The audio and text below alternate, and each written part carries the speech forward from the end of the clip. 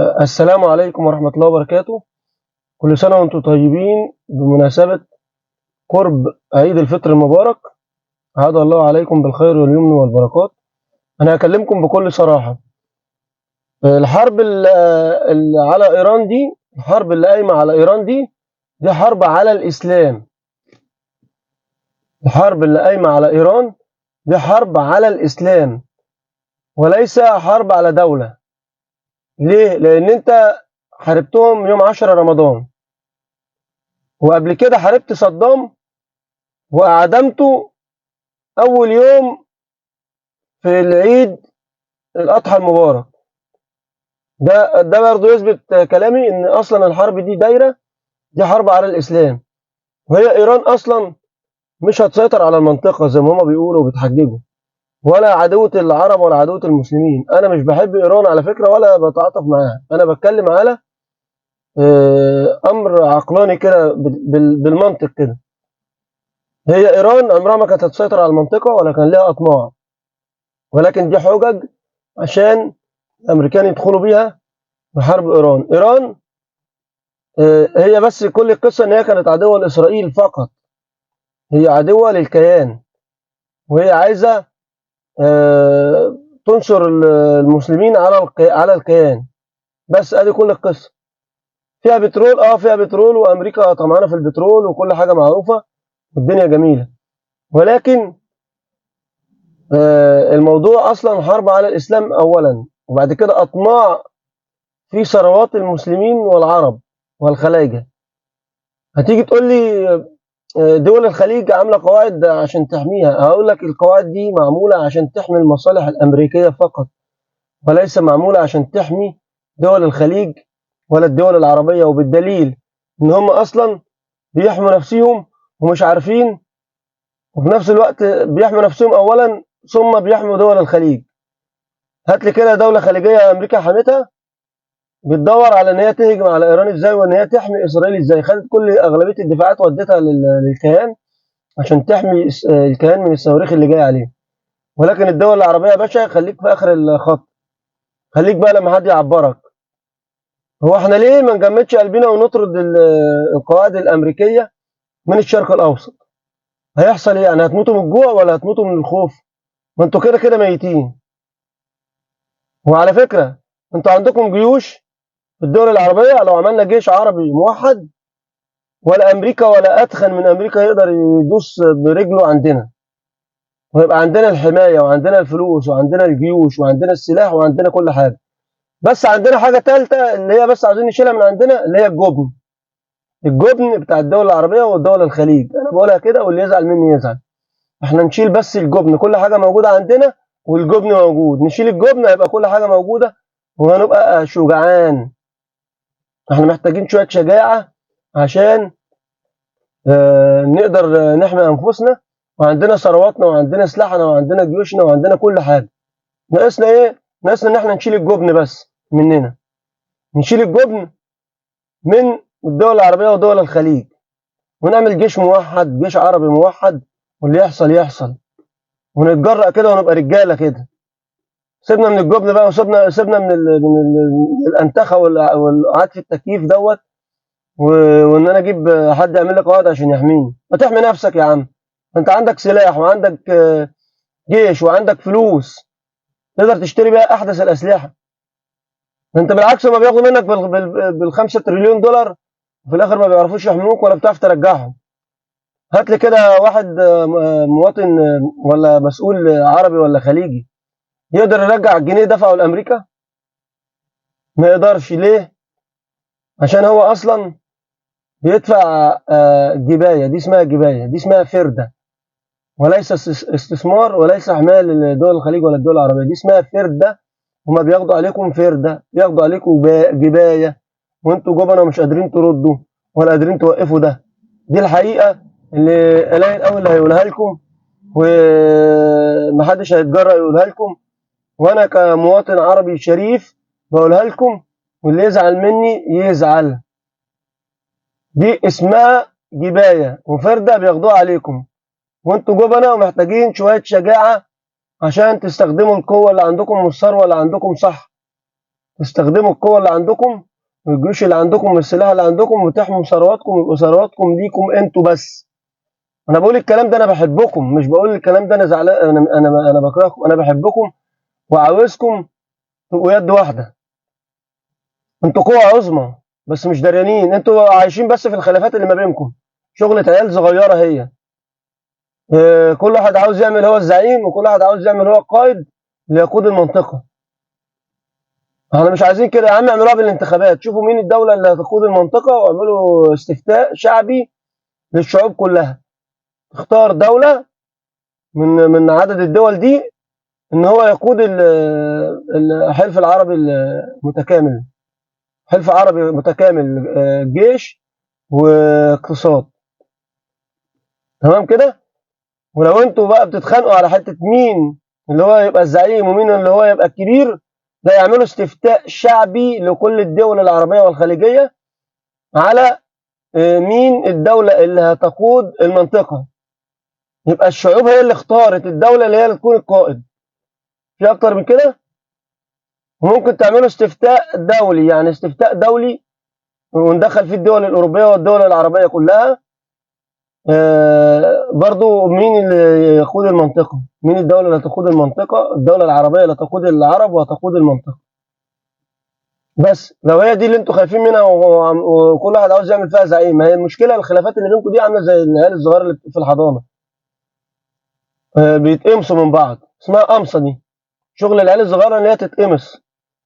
احنا عايزين نشيل الحتة دي بحكاية ان كل واحد عاوز يعمل فيها زعيم وكل واحد عاوز يعمل فيها كوماندا، لا احنا عاوزين مين اللي يصلح انه يبقى كوماندا او زعيم للمنطقة ويقودها للخير. عاوزين الحل ان انتوا تعملوا استفتاء شعبي لكل الشعوب العربية، يختاروا دولة هي اللي تبقى الكبيرة في المنطقة وهي اللي تقود العرب وتبقى مسؤولة عن العرب كمان، يعني لو اي غلطة هي تتحاسب عليها.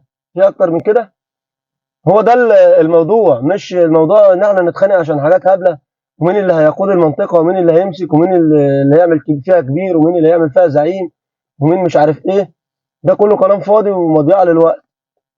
احنا محتاجين ان احنا نفكر شوية، محتاجين ان احنا نشغل دماغنا ونستغل ثرواتنا ونستغل جيوشنا القوية واسلحتنا الحديثة، نعمل جيش عربي موحد قوي هيبقى اكبر من حلف الناتو بتاع شمال الاطلسي. احنا هنبقى حلف عربي اقوى من اي حلف في العالم. ليه؟ انت لو عملت حلف عربي اسلامي كمان هتبقى افظع، هتبقى عندك اكتر من 52 دولة باقتصادهم بسلاحهم بجيوشهم بهم يد واحدة. حلف شمال الاطلسي تقريبا حوالي 30 دولة، انت هتبقى اكتر من 52 دولة، حلف عربي اسلامي موحد اقتصادي وعسكري. حد يقدر يناقشني في الموضوع ده يقول لي انت غلطان ولا انا كده بتكلم في الصح؟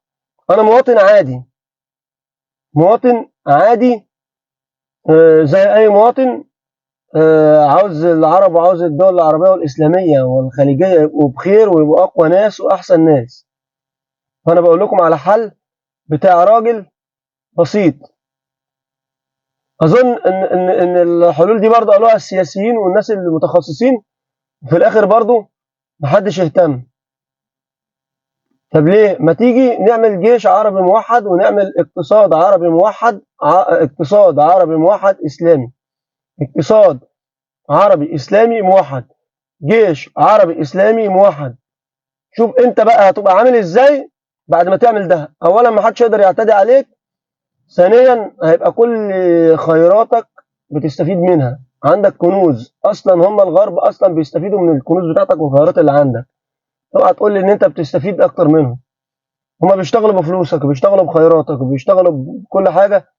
حتى القواعد اللي عندنا عشان تحميك هم اصلا عندنا عشان تحمي مصالحهم، بس الاسم ان هم عاملينها ليك انت تحميك، وبياخدوا منك فلوس ليها، بياخدوا منك ايجار ليها وبياخدوا منك، دي اسمها جبايه، وبيضغطوا عليك ان انت تستثمر عندهم عشان انا حميك بالقواعد اللي عندي. بس هو في النهايه هو كلمه استغلال، هو بيستغل كل حاجه عندك، بيستغل كل الخير اللي عندك، وبيستغل حتى القواعد اللي عاملها هو عاملها عشان يعرف يستغلك كويس ويضغط عليك. ما انت لما فيش قواعد عندك مش هيجي يقول لك تعالى غصب عنك استثمر عندي 5 تريليون دولار. لما فيش قواعد عندك، الحرب بتاعت ايران دي ما حدش هيضرب عليك طلقه. هي ايران بتضرب عليك ليه؟ بتضرب على القواعد الامريكيه، بتضرب على الامريكان عندك وعلى الجيش الامريكي، مش بتضرب عليك انت. وهي اصلا اسرائيل وامريكا قاصدين كده عشان يجروكم في الحرب، بس انتوا دفعوا وما تدخلوش في الحرب دي، ما تهجموش على ايران عشان هي دي اللي عايزينها الامريكان وعايزينها اليهود. اوعوا تحاربوا ايران، اوعى مسلم يحارب مسلم مهما حصل ومهما اختلف معاه في العقيده واختلف معاه سياسيا. اوعى مسلم يحارب مسلم ايا كان عقيدته، لان في الاخر كلنا بنقول لا اله الا الله محمد رسول الله. من الاخر كده، سواء شيعه او سنه او اي طائفه اسلاميه، هم في الاخر بنقول لا اله الا الله محمد رسول الله. هم عاوزين يوقعونا في بعض. خلي بالكم يا جماعه، هم عاوزين يوقعونا في بعض وعاوزين يلبسونا في بعض وعايزيننا ناكل في بعض وعايزين يستغلوا ثرواتنا ويستغلوا جيوشنا ويستغلوا كل حاجه عندنا لمكاسبهم هم. لكن مفيش حد بيعمل حاجه عشان مكاسبنا احنا. مفيش حد، هم بيستغلوا كل حاجه عندنا عشان يكسبوا هم منها. خليكم فاهمين الحته دي كويس، وخليكم فاهمين ايه اللي بيتم والفخ اللي معمول للدول العربيه والدول الخليجيه. ده فخ معمول للدول العربيه والدول الخليجيه. من الاخر كده هم عاوزين يحموا الكيان المحتل.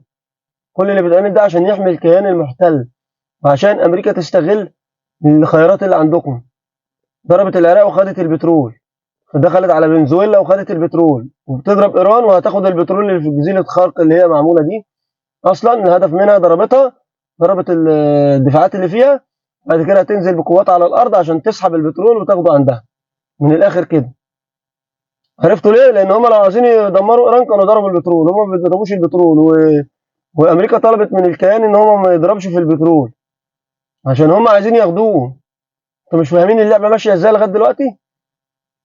يعني حاولوا تفهموا قبل ضياع الاوان، قبل فوات الاوان. الاوان لو فات خلاص انتوا كده هتبقوا عبيد للامريكان وعبيد للصهاينه. ده الاوروبيين بداوا يفوقوا يا جدعان، الاوروبيين بداوا يفهموا اللعبه وبداوا يفوقوا. انتوا مش عايزين تفهموا؟ الاوروبيين نفسيهم بداوا يفوقوا، طلبوا منهم ان هم يحموا مضيق هرمز ويبعتوا قوات، قالوا لهم لا.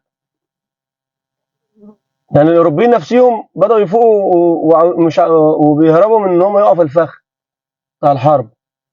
انتوا هتوقعكم في بعض وتخلي المسلمين ياكلوا بعض. يعني انا مش فاهم القصه بتاعتكم ايه. انتوا هتفوقوا امتى؟ هتفوقوا لما الدول العربيه والدول الخليجيه كلها تحتل، ولا هتفوقوا امتى بالظبط؟ فهمونا، فهمونا القصه عشان نبقى عارفين انتوا هتفوقوا امتى. دلوقتي كل الدفاعات معموله عشان تدافع عن الكيان بس، وانتوا عمالين تتضربوا.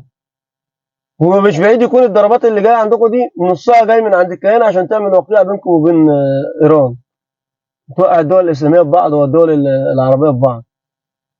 فوقوا قبل فوات الاوان، عشان كده الدنيا هتخرب ومش هنلحق نلمها. واخدين بالكم؟ فوقوا قبل فوات الاوان عشان الدنيا هتخرب ومش هنعرف نلمها. دي قلت لكم ننسى الجبن شويه ونتعلم الشجعان، نبقى شجعان عشان نبقى دول قويه.